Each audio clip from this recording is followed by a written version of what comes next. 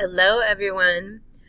Today we are doing 2.4 deductive reasoning. And this is definitely something you're going to have to think about. All right, because the first thing we're going to jump into is the law of detachment. And what it says is if the hypothesis, and remember we use P to represent the hypothesis, of a true conditional statement, and a conditional, remember that's an if-then, is true, then the conclusion is true. All right, well, let's try to make sense of that.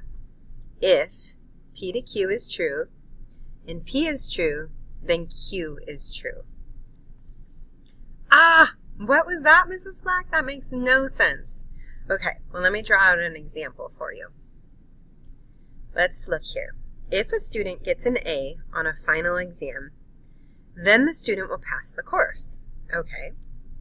Felicia got an A on her history final exam. Okay, well, let's think about that now. First, identify the hypothesis and identify the conclusion. Okay, the hypothesis, a student gets an A on her final exam. And Felicia got an A on her final exam. The hypothesis I'm doing in pink just to help. And the conclusion, the student will pass the course. Okay, well, because the hypothesis of our first statement, right, if a student gets an A on our final exam, matches the second statement, Felicia got an A on her history final exam, you can use the law of detachment to make a conclusion, all right? The student will pass the course. So we can now say that Felicia will pass her course because the hypothesis matched. If a student gets an A on a final exam,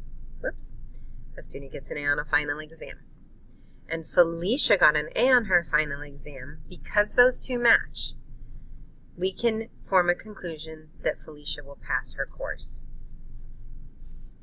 So basically, your hypothesis of the conditional, your if-then statement, the hypothesis part, must match the second statement.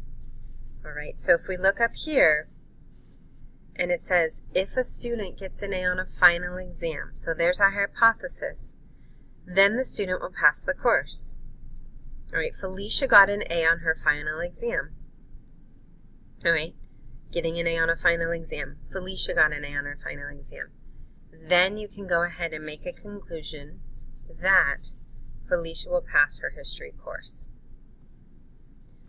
Okay, hopefully that makes a little bit more sense. We are going to be practicing these in class. But what happens if they don't match? What happens if they don't match? So let's look here. If two angles are adjacent, then they share a common vertex. Angle 1 and 2 share a common vertex. Okay, well, let's look at our hypothesis. Two angles are adjacent. And our conclusion. They share a common vertex, and 1 and 2 share a common vertex.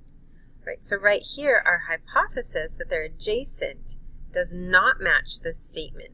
It matches the conclusion. What can we do then?